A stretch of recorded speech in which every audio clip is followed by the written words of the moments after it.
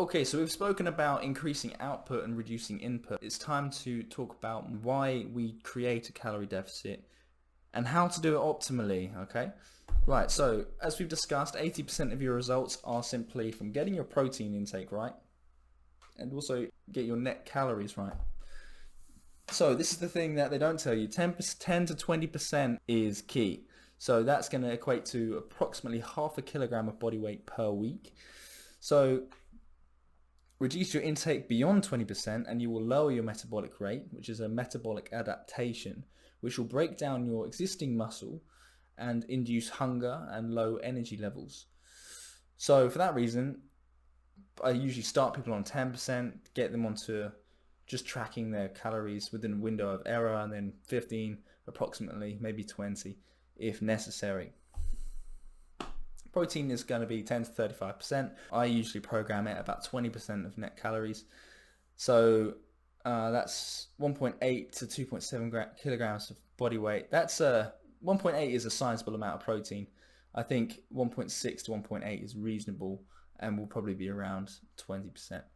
A post-exercise meal is an easy way of getting more protein in throughout the day, to the tune of, well, you can see it here, 0.25 to 0.3 grams per kilogram of body weight. But yeah, I would simply make it more simple than that. Once you understand how much protein you're trying to eat, divide that by the amount of meals you're willing to eat in the day, be that a pre-bed snack or a post-workout. So mostly 4 sittings, so we'll call it 4 sittings.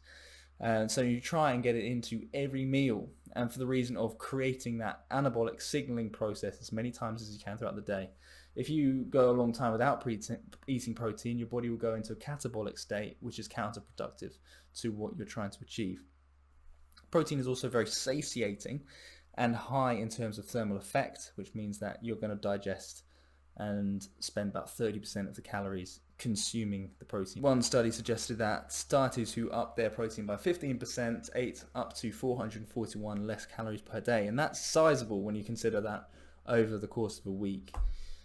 Now, carbohydrates. I've spoken about in terms of proteins and calories at 80% of your results, right? Carbs and fats are pretty much eaten at your leisure. Not literally, that would be a bad, no. Carbohydrates are essentially necessary to fuel your exercise. So I would say that comes next rung on the ladder. So net calories and protein at the top. Carbohydrates next down because you need that in order to sustain your energy for training, which is, as we've discussed, is necessary for building protein synthesis and muscle. Okay? Reduce your overall carb intake to create that 15% deficit while still allowing yourself to train hard and avoid fatigue. Maybe even eat your carbs in the morning hours. Not 100% necessary. You don't even have to eat breakfast. Net calories, protein, up the top of the pyramid. Okay. But yeah, do try and eat yours around the 2 to 4 window before and after training, and then your carbs will be used to fuel and refuel your body for exercise. Fat, I would say, is the last rung on the ladder. Provided that you're getting a minimum of 20% to maximum of 35%, you're going to be within a healthy range. But please do try and favor the healthy sources, which will be more nutritionally dense, like avocado, nuts, and olive oil. Generally speaking, try and stick to liquid fats, liquid at room temperature. That's a good protocol to follow. But yeah, if you want things to change in your life, remember to change things in your life. This doesn't matter unless you take these principles and actually seek them out whilst applying them in your food shop, or removing that rack of wine and putting it in the highest cupboard in your basement. So yeah, remove bad foods from the house, keep a plentiful supply of protein, and consider supplementation, which we will talk about in another video.